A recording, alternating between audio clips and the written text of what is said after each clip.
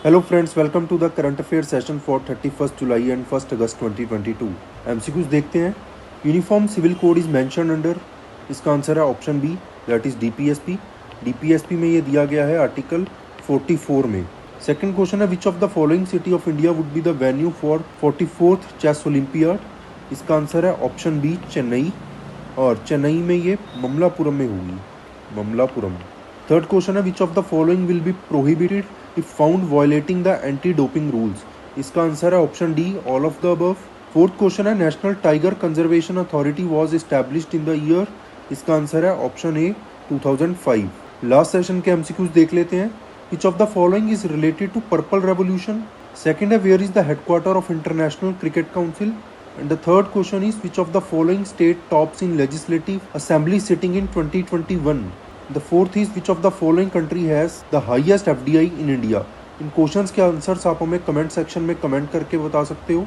Current affairs देखते हैं. Monarch butterfly को इंडेंजर्ड कैटेगरी में एनलिस्ट किया गया है. International union for conservation of nature, that is IUCN, इनकी एक लिस्ट आती है, red list of threatened species. इस लिस्ट की इंडेंजर्ड कैटेगरी में इसको रखा गया है. एक एस्टिमेट दिया गया है जिसमें नॉर्थ अमेरिका में इनकी जो पॉपुलेशन है 72% तक का डिक्लाइन जो है इन द लास्ट 10 ईयर्स देखा गया है. और मोस्ट ऑफ द बटरफ्लाइज जो हैं ये कैलिफोर्निया कोस्ट पे मिलती हैं, खासकर सेंट्रल मैक्सिको फॉरेस्ट में.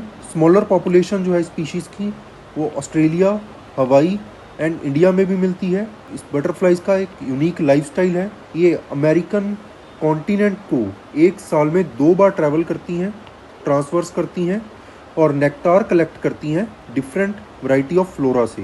एक और इम्पॉर्टेंट पॉइंट जो इसमें है, ये मोस्टली ब्रीड करती हैं एक पर्टिकुलर प्लांट है, द मिल्क वीड्स. अब प्रॉब्लम क्या हो रही है, मिल्क वीड्स जो है ये दूसरी एग्रीकल्चरल क्रॉप्स के लिए डेंजरस है क्योंकि एक वीड है ये, और इसको एलिमिनेट किया जा रहा है वीड को. अमेरिका के जो फार्मर्स हैं इसको एलिमिनेट कर रहे हैं वीड को, और इस वजह से मोनार्क बटरफ्लाई की पॉपुलेशन कम हो रही है क्योंकि मिल्क वीड से ये ब्रीड करती है. नेक्स्ट देखते हैं, इंडिया एंड ओमान ये 13 डे मिलिट्री एक्सरसाइज जो है कंडक्ट करेंगे राजस्थान में. एक्सरसाइज का नाम है अल नाजा 4. 4th नंबर वाली एक्सरसाइज है ये होगी महाजन फील्ड फायरिंग रेंजेस में राजस्थान में 1 अगस्त से लेकर 13 अगस्त तक. देन इंडियन आर्मी को रिप्रेजेंट करेगा यहाँ पे 18 मैकेनाइज्ड इन्फेंट्री बटालियन, और इसका जो प्रीवियस एडिशन है एक्सरसाइज का ये ऑर्गेनाइज किया गया था मस्कट में, जो कैपिटल है ओमान की, मार्च 2019 में. जॉइंट एक्सरसाइज का जो फोकस रहेगा काउंटर टेररिज्म ऑपरेशन के ऊपर, रीजनल सिक्योरिटी ऑपरेशंस के ऊपर, पीस कीपिंग ऑपरेशंस के ऊपर under United nation charter, apart from joint physical training schedule, tactical drills, techniques and procedures. ये इसका मेन एरिया ऑफ फोकस रहेगा. ओमान के बारे में देख लेते हैं. ओमान की कैपिटल है मस्कट, ये आपने याद रखना है. इसकी बॉर्डरिंग कंट्रीज हैं UAE, that is United Arab Emirates, Saudi Arabia and Yemen. Then ये गल्फ ऑफ ओमान है. यहाँ पे गल्फ ऑफ ओमान को पर्शियन गल्फ के साथ कनेक्ट यहाँ पे किया गया है. कनेक्टिंग किसके साथ है, स्ट्रेट ऑफ हॉर्मूज के साथ. तो याद रखना है, पर्शियन गल्फ जो है गल्फ ऑफ ओमान से कनेक्ट करती है थ्रू स्ट्रेट ऑफ हॉर्मूज. हमने लास्ट लेक्चर में भी डिस्कस किया था. स्ट्रेट क्या है, स्ट्रेट एक स्मॉल वाटर पैसेज है जो 2 बड़ी वाटर बॉडीज को कनेक्ट करता है. तो ये आपने याद रखना है. ओमान की कैपिटल मैंने आपको बता दिया मस्कट. इसकी करेंसी है ओमानी रियाल. नेक्स्ट देखते हैं, glutinous cosmic black window is heaviest non neutron star. ऐसा रिसर्चर्स ने फाइंड आउट किया है. ब्लैक विडो इसको कहा गया है और इसका जो मास है that is 2.35 times greater than that of our sun, कि हमारे सन से 2.35 टाइम्स जो है ज़्यादा है. न्यूट्रॉन स्टार क्या होता है इसको पहले समझ लेते हैं. बेसिकली क्या होता है कि जब एक स्टार ओल्ड हो गया है, एज्ड हो गया है और फ्यूल जो है स्टार का ख़त्म हो गया है, उसकी कोर का जो फ्यूल है, तब क्या होगा कि वो स्टार कोलैप्स कर जाएगा और एक सॉलिड कोल्ड बॉडी जो है पीछे रह जाती है. तो ऐसे स्टार को क्या कहा जाता है, न्यूट्रॉन स्टार. एक बार डेफिनेशन भी पढ़ लेते हैं. Neutron stars are formed when a massive star runs out of fuel and collapses. क्या कोलैप्स करता है, इसकी कोर कोलैप्स कर जाती है और जो भी प्रोटॉन्स एंड इलेक्ट्रॉन्स होते हैं वो क्रश कर देती है. मतलब जैसे जैसे इनका टाइम जो है ख़त्म होता जाता है, एक स्टार का फ्यूल ख़त्म होता जाता है, तो प्रोटॉन एंड इलेक्ट्रॉन जो हैं वो भी ख़त्म होते जाते हैं. न्यूट्रॉन स्टार में क्या होगा, एक सॉलिड मैटर पीछे बच जाता है. बट जब इससे भी ज़्यादा जो है कोलैप्स हो, ज़्यादा मास हो जाए स्टार का, डेंस हो जाए और उसके बाद वो कोलैप्स कर जाए, तो वो किस में कन्वर्ट हो जाएगा, फिर वो ब्लैक होल में कन्वर्ट हो जाएगा। सिंपल डिफरेंस यहाँ पे ये है कि न्यूट्रॉन स्टार में जो है कंपैरेटिवली कम एनर्जी होगी ब्लैक होल से, और ब्लैक होल जो है वो ज़्यादा एनर्जी होगी उसमें। न्यूट्रॉन स्टार में सॉलिड मैटर पीछे बच जाता है, ब्लैक होल में ऐसा कोई भी मैटर नहीं बचता है, बस एक होल बनकर रह जाता है। इसको अगर हम साइड व्यू से देखें तो एक ऐसा एक कुछ दिखता है ये ब्लैक होल। और ये ब्लैक होल में जो भी चीज़ एंटर करती है वो कोलैप्स होती जाती है। इट मीन्स वो यहाँ से बाहर नहीं निकल सकती है, एक बार ब्लैक होल के अंदर वो एंटर कर गई। इवन लाइट तक ब्लैक होल से पास नहीं कर सकती है, तो ये आपने याद रखना है। और एक चीज़ और इम्पॉर्टेंट है, मान लो ये ब्लैक होल है, ये जो एरिया है ब्लैक होल का, इसको बोला जाता है इवेंट होरिजन। इवेंट होरिजन, इस इवेंट होरिजन से कोई भी चीज़ अगर एंटर कर गई यहाँ पे तो वो वहाँ से वापस नहीं निकल सकती है, तो ये आपने याद रखना है। अब ब्लैक विडो क्यों कहा जाता है, न्यूट्रॉन स्टार जो है ये 707 टाइम्स पर सेकंड जो है स्पिन करता है, 2.35 टाइम्स से इसका मास ग्रेटर है हमारे सन से, और ये मोस्ट मैसिव नोन एग्जाम्पल है न्यूट्रॉन स्टार का अभी तक का। और एक बाइनरी सिस्टम जो है इनहिबिट करता है। बाइनरी सिस्टम क्या होता है, जब दो स्टार जो है वो मर्ज हो जाते हैं, और अगर दो मैसिव न्यूट्रॉन स्टार्स हैं, अगर वो मर्ज हो रहे हैं और एक मैसिव एक्सप्लोजन होती है, तो उस केस में भी ब्लैक होल बनने के चांस रहते हैं। ब्लैक विडोज को क्यों कहा गया, क्योंकि बाइनरी सिस्टम में ये क्या करता है कि ये जो साथ वाला स्टार है उसको भी कोलैप्स कर देता है, इस वजह से इसको ब्लैक विडो का नाम दिया गया है। ब्लैक विडो एक स्पाइडर है जो मेटिंग के टाइम पे मेल पार्टनर को खा जाती है। तो आई होप आपको ये समझ आ गया होगा।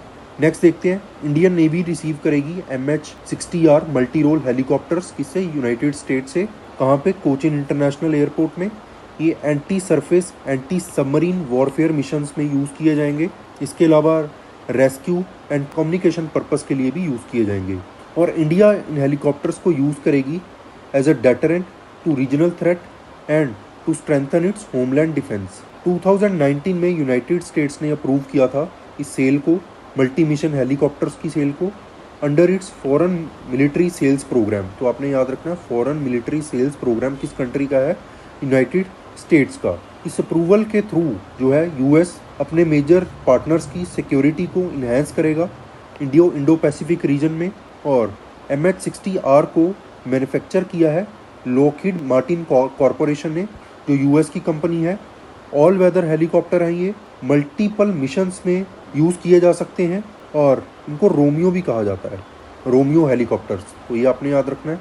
नेक्स्ट देखते हैं एक्सरसाइज विनबैक्स 2022, थर्ड एडिशन जो है इसका, ये चंडी मंदिर में कंडक्ट किया जाएगा फ्रॉम 1 अगस्त टू 20 अगस्त 2022। बाइलेटरल एक्सरसाइज है बिटवीन वियतनाम एंड इंडिया, और इस एक्सरसाइज के थ्रू जो है इंडिया एंड वियतनाम के जो बाइलेटरल रिलेशंस है उनको स्ट्रेंथन करने की कोशिश की जाएगी। इंडिया जो है शेयर करता है कॉम्प्रिहेंसिव स्ट्रेटेजिक पार्टनरशिप वियतनाम के साथ, और डिफेंस कॉपरेशन जो है इस पार्टनरशिप का एक इम्पॉर्टेंट पिलर है। वियतनाम इम्पॉर्टेंट पार्टनर है इंडिया का, इंडियाज एक्टिस्ट पॉलिसी में and India's Indo Pacific vision में। थीम क्या इस एक्सरसाइज की is employment and deployment of an engineer company and a medical team as a part of United Nation contingent for peace keeping operations. तो ये आपने याद रखना है। इसमें फील्ड ट्रेनिंग एक्सरसाइजेज होंगी जो स्ट्रेंथन करेंगी म्यूचुअल कॉन्फिडेंस दोनों कंट्रीज़ की इंटर ऑपरेबिलिटी को। इसके अलावा बेस्ट प्रैक्टिसेस जो है वो शेयर की जाएंगी, बेस्ट प्रैक्टिसेस इंडियन आर्मी की और वियतनाम पीपल्स आर्मी की। और इस जॉइंट एक्सरसाइज जो है अपॉर्चुनिटी भी प्रोवाइड करेगी ट्रूप के लिए, ताकि वो सोशल एंड कल्चरल हेरिटेज जो है एक दूसरे की, उसके बारे में समझ सकें, उसको लर्न कर सकें। वियतनाम के बारे में पढ़ लेते हैं। वियतनाम की कैपिटल है हैनोई, और इसको बॉर्डरिंग कंट्रीज कौन सी है, चाइना, लाओस एंड कंबोडिया। ये 3 कंट्रीज जो है बॉर्डरिंग कंट्रीज हैं वियतनाम की। और ये जो रीजन है ये है साउथ चाइना सी, और वियतनाम की कैपिटल है डोंग, वियतनामीज डोंग। तो ये आपने याद रखना है। यहाँ पे एक और इम्पॉर्टेंट चीज़ है, India's act east policy. India act east policy जो है ये 2014 में लॉन्च की गई थी। इससे पहले इस पॉलिसी का नाम था लुक ईस्ट पॉलिसी। थोड़ा सा आपको बैकग्राउंड समझा देता हूँ मैं। क्या हुआ कि 1991 में जब कोल्ड वॉर के बाद USSR कोलैप्स कर जाता है, डिसइंटीग्रेशन होती है USSR की, तो इंडिया नए पार्टनर्स ढूंढ रहा था, इंटरनेशनल जो लेवल पे नए पार्टनर्स ढूंढ रहा था। तो इंडिया ने US और US की जो अलाइज थी साउथ ईस्ट एशिया में, उनके साथ पार्टनरशिप बढ़ाना स्टार्ट किया। उस टाइम पे 1992 में जो हमारे प्राइम मिनिस्टर थे PV नरसिम्हा राव, उन्होंने इंट्रोड्यूस की थी लुक ईस्ट पॉलिसी, और इस पॉलिसी के under south east Asian region जो है उसके साथ अपनी इंगेजमेंट जो है उसको बढ़ाना था। और 2014 में इस पॉलिसी को इन्हेंस किया गया और लुक ईस्ट पॉलिसी से इसको एक्ट ईस्ट पॉलिसी बना दिया गया। लुक ईस्ट पॉलिसी और एक्ट ईस्ट पॉलिसी में मेनली डिफरेंस क्या है? लुक ईस्ट पॉलिसी का जो मेन फोकस था वो था एशियन कंट्रीज़ के ऊपर, 10 कंट्रीज़ जो हैं एशियन की। और 1996 में इंडिया जो है एशियन का डायलॉग पार्टनर भी बनता है। 2012 में स्ट्रेटेजिक पार्टनर जो है एशियन का यहाँ पे बन जाता है। पहले डायलॉग पार्टनर था 1996 में, 2012 में स्ट्रेटेजिक पार्टनर बन जाता है। इसके अलावा कुछ समिट्स हैं, जैसे ईस्ट एशिया समिट है, एशियन रीजनल फोरम है, उसका भी इंडिया पार्ट रहा है। एक्ट ईस्ट पॉलिसी का जो मेन फोकस था एशियन कंट्रीज़ के साथ कोलैबोरेशन करने के अलावा इकोनॉमिक इंटीग्रेशन, इसके अलावा सिक्योरिटी कोऑपरेशन करना, ये मेन एजेंडा था। और 4 पिलर्स थे यहाँ पे एक्ट ईस्ट पॉलिसी के, कि 4 पिलर्स जहाँ पे फोकस करना है कल्चर के ऊपर, commerce, connectivity and capacity building के ऊपर। तो ये मेन डिफरेंस था, ये आपने याद रखना है। नेक्स्ट देखते हैं उज्जवल भारत उज्जवल भविष्य, पावर एट 2047। आज़ादी का अमृत महोत्सव सेलिब्रेट किया जा रहा है, 75 ईयर्स ऑफ इंडियाज इंडिपेंडेंस हम सेलिब्रेट कर रहे हैं। और ministry of power and new and renewable energy ने ऑर्गेनाइज किया था Bijli Mahotsav across all districts from 25 to 31 जुलाई 2022। और ये इनिशिएटिव जो है उज्जवल भारत उज्जवल भविष्य के अंडर था, जिसके अंडर पब्लिक पार्टिसिपेशन जो है उस पर फोकस किया जाना था in collaboration with state and central government. अब इसमें कुछ प्रोजेक्ट्स लॉन्च किए गए हैं, जैसे रामागुंडम प्रोजेक्ट जो है, रामागुंडम तेलंगाना में है, India largest floating solar power plant है ये, with 4.5 lakh made in India solar photovoltaic modules. Then Kayamkulam है केरला में, second largest floating solar power plant है ये, इसमें 3 lakh made in India solar PV panels जो हैं वो फ्लोट करेंगे वाटर में। पीवी पैनल्स क्या होते हैं? बेसिकली आपने देखे होंगे कि जब सोलर पैनल सेट करते हैं तो ऐसे इसको अरेंज किया जाता है। तो जो सबसे बड़ा है उसमें 4.5 लाख ऐसे पैनल्स हैं, और जो सेकंड लार्जेस्ट है फ्लोटिंग सोलर पावर प्लांट उसमें 3 लाख के अराउंड जो है ऐसे पैनल्स हैं। देन 735 मेगावाट सोलर प्रोजेक्ट जो है Nokh, that is in Jaisalmer Rajasthan, इसको इंस्टॉल किया गया है। इसमें इंडिया का largest domestic content requirement based solar project है ये, तो ये आपने याद रखना है। Then green hydrogen mobility project है लेह में, ये डिप्लॉय किया गया है, और ये फर्स्ट डिप्लॉयमेंट है जिसमें फ्यूल सेल्स यूज़ किए गए हैं एनर्जी जनरेशन के लिए। ग्रीन हाइड्रोजन हम बहुत बार डिस्कस कर चुके हैं। Then green hydrogen blending pilot project है, ये एनटीपीसी की कवस टाउनशिप जो है गुजरात में, वहाँ पे इंस्टॉल किया गया है। First green hydrogen blending project है ये, जो क्या करेगा कि नेचुरल गैस के ऊपर डिपेंडेंस जो है एनर्जी प्रोड्यूस करने के लिए उसको कम करेगा।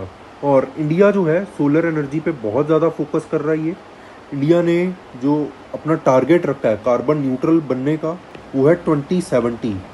बहुत एग्जाम्स में क्वेश्चन पूछा जा चुका है, 2070 तक इंडिया जो है कार्बन न्यूट्रल बनेगा।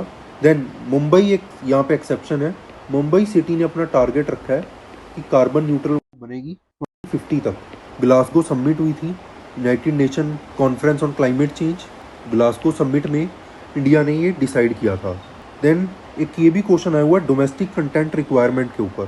डोमेस्टिक कंटेंट रिक्वायरमेंट जो है ये यूज़ किया जाता है सोलर पावर के कॉन्टेक्स्ट में, तो ये आपने याद रखना है।